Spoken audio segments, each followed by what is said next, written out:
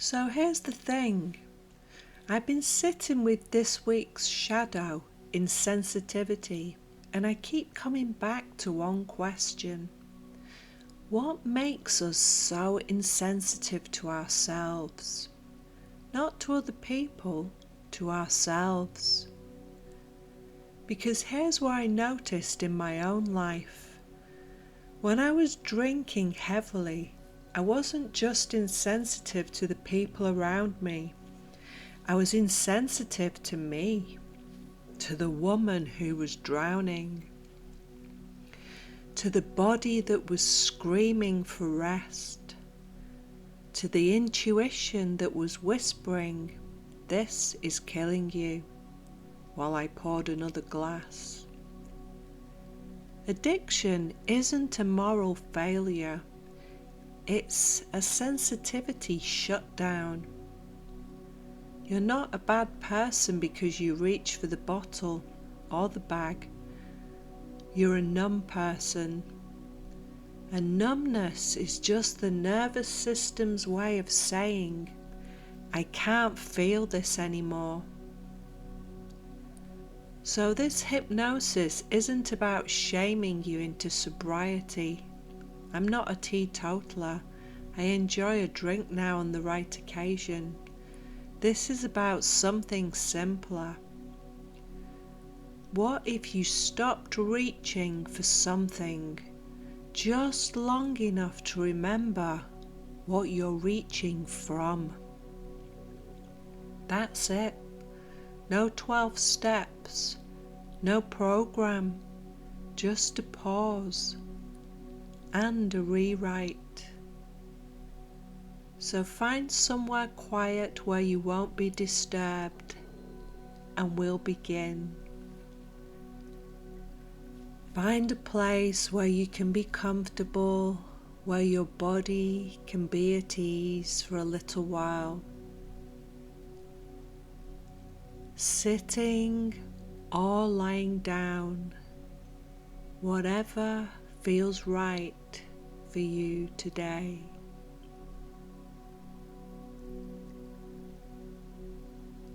And if it's safe to do so, you might allow your eyes to close. Just to let the world soften for a moment.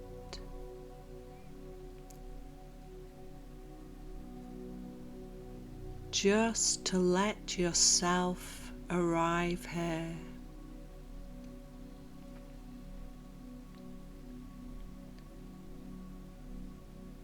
And sometimes when the mind realizes it doesn't have to control the environment, it becomes willing to settle.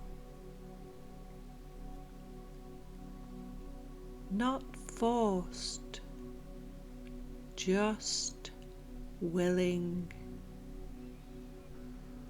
So you might allow one slower breath now.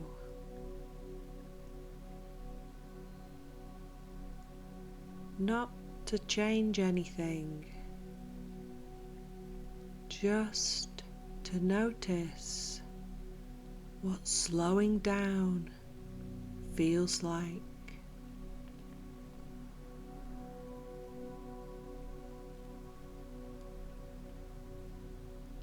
And as you settle, you might become aware of sounds around you. Inside the room or outside. Distant traffic.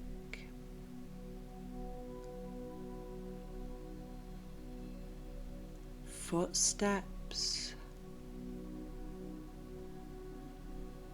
A fridge humming. Or maybe just quiet.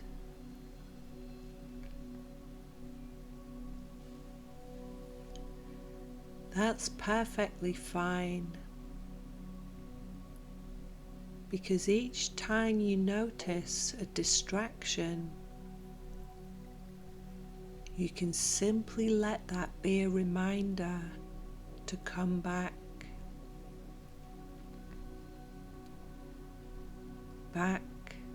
to your breathing,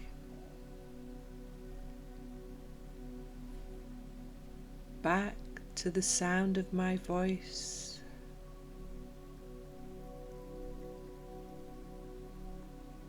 back to the quiet place that is already beginning to form somewhere inside.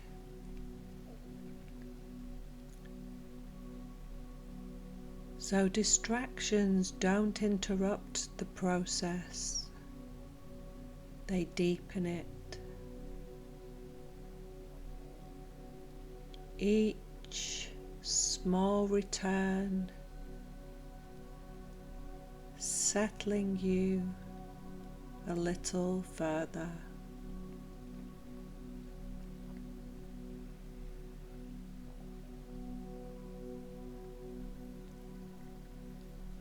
And now you might notice that your body already knows how to relax.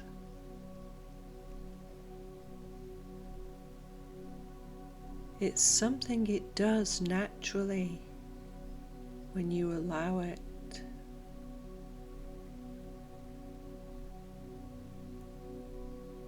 You might notice the weight of your body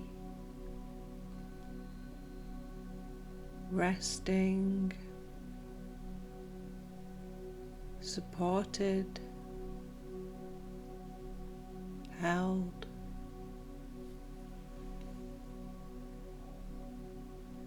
Perhaps you notice the places where you've been holding tension. Your jaw, shoulders, hands, and you might allow them to soften just a little or a lot, however much feels right.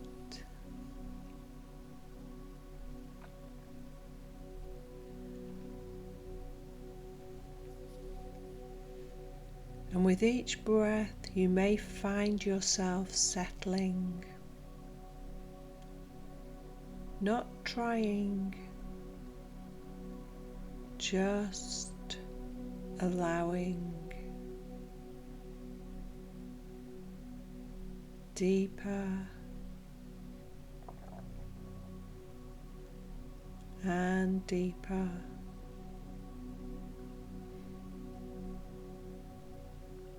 The way water finds its own level, the way evening slowly becomes night.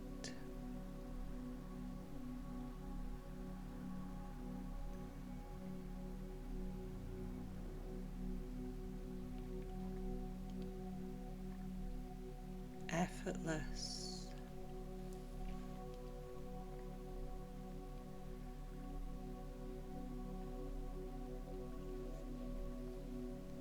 And from this quieter place, I'd like you to imagine something. Inside your mind, there's a control room. Just imagine it however it appears for you.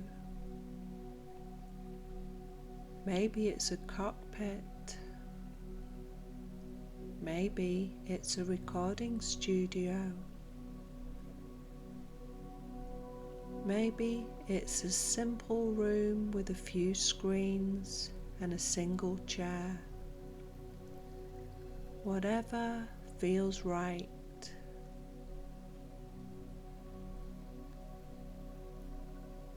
And in this control room, there are different operators. One operator is the habit.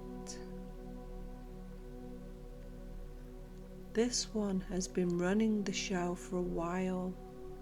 It knows all the shortcuts. It reaches for the drink before you've even noticed the craving. It's fast, automatic, not malicious, just efficient and exhausted.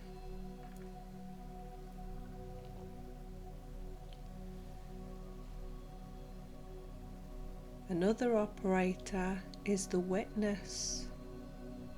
This one doesn't do anything, it just watches, notices, observes the craving rise and fall without having to act on it.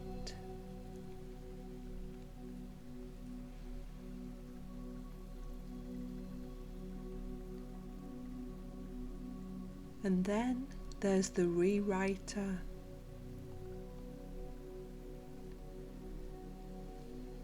This one is new, or maybe it's been here all along, just waiting for you to give it the keyboard. The rewriter doesn't fight the habit, doesn't shame it, doesn't try to fire it. The rewriter simply inserts a pause.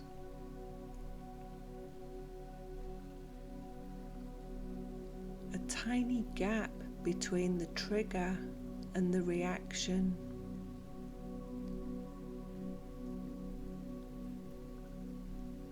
And in that gap, nothing has to happen. You don't have to resist the craving. You don't have to fight it. You just notice.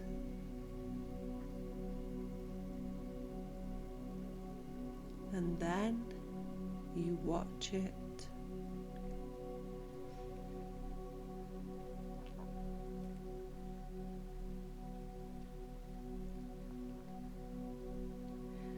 Here's what's curious. When you stop fighting a craving, it loses its traction. Not immediately, but faster than you think.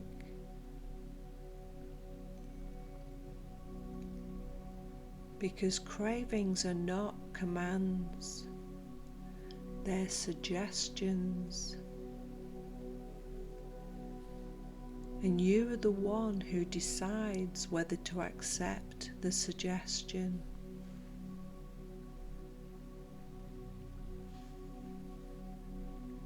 So from this control room, I want you to try something.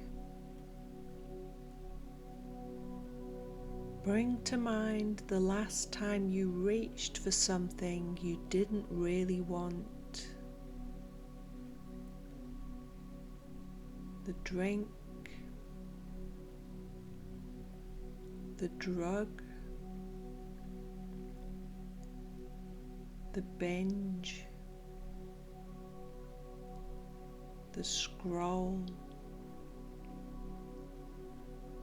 Just bring it to mind, not to feel bad, just to observe. Now notice what happened just before you reached.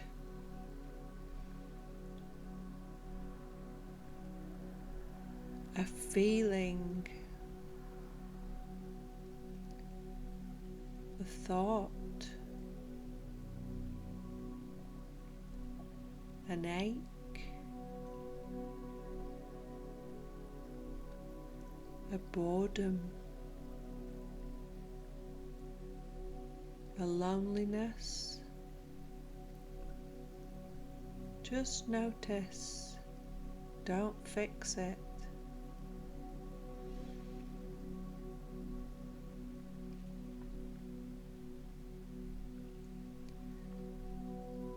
Now imagine the rewriter stepping in, right there in that gap. Not saying don't do it, just saying wait. One breath, that's all. See what happens when you insert just one breath before the reach.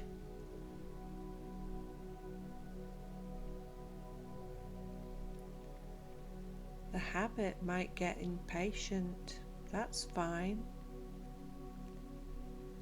The witness watches.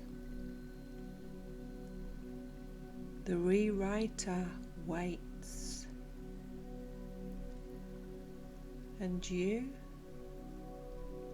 you're just sitting in the control room, not fighting, just choosing. That's all freedom is, a series of small choices, each one a little easier than the last.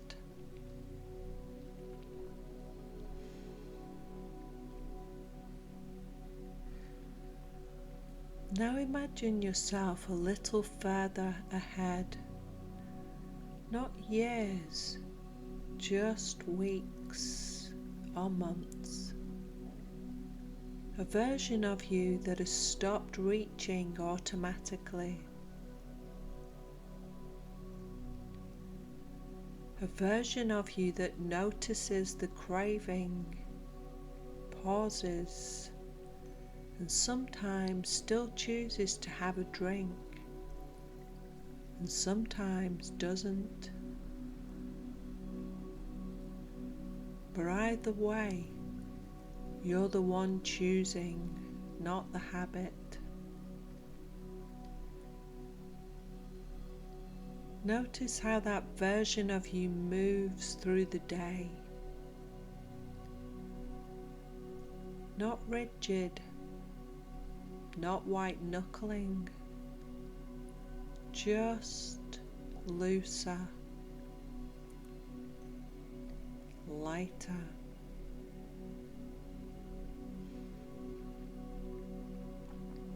Because you're not fighting anything anymore. You're just present.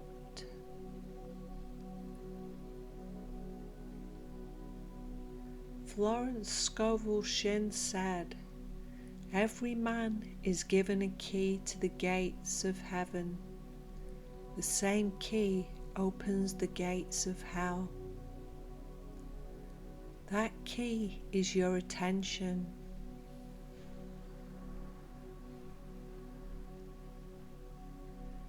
You've used it to rehearse craving.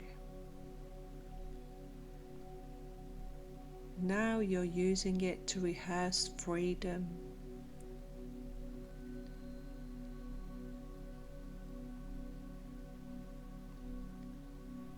And as you observe that version of yourself, you may realize something interesting. That person isn't separate from you. They're simply you, with practice, with a few small pauses inserted here and there. The nervous system learns through repetition. Each time you pause instead of reaching, those pathways strengthen.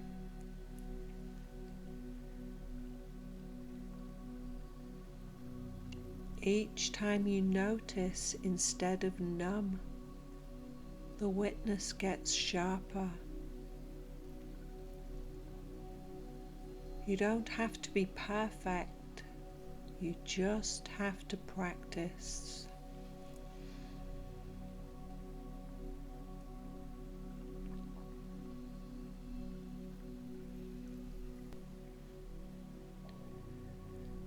And you might begin to notice something now, that calm is not something you have to chase.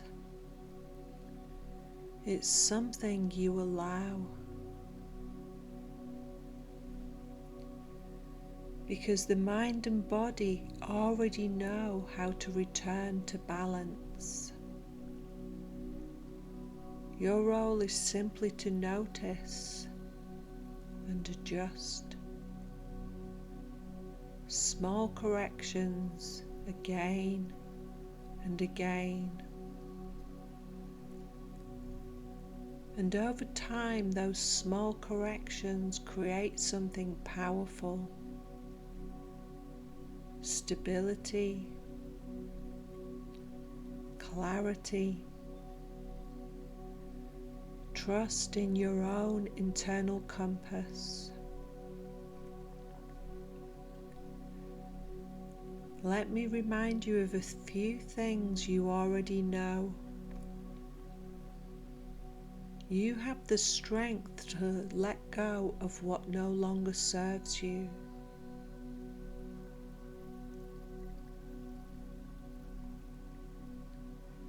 You are already stronger than the craving. It simply hasn't realized it yet.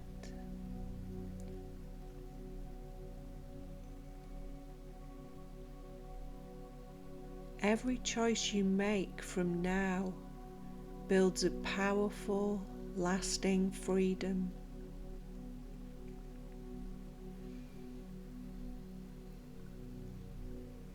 Your body and mind now remember how to live in balance, peace, and control.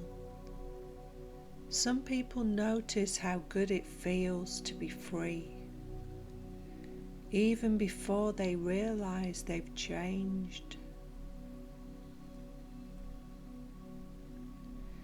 I wonder how soon you'll realize that you've already begun choosing freedom over habit without even trying.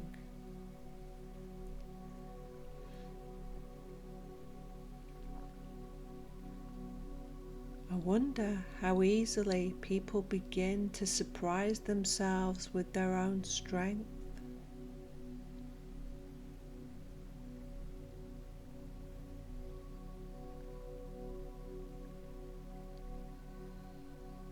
Many discover that the pull toward freedom grows louder and the old pull fades away.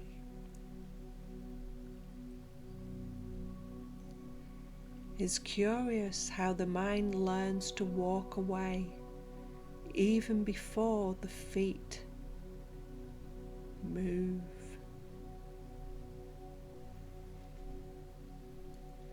In a moment, I'll count from 1 to 5,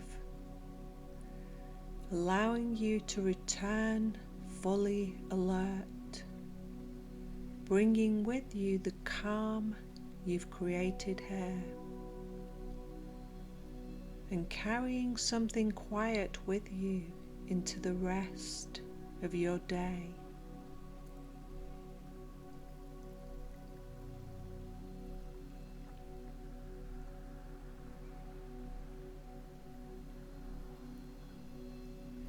One, awareness returning to the room around you.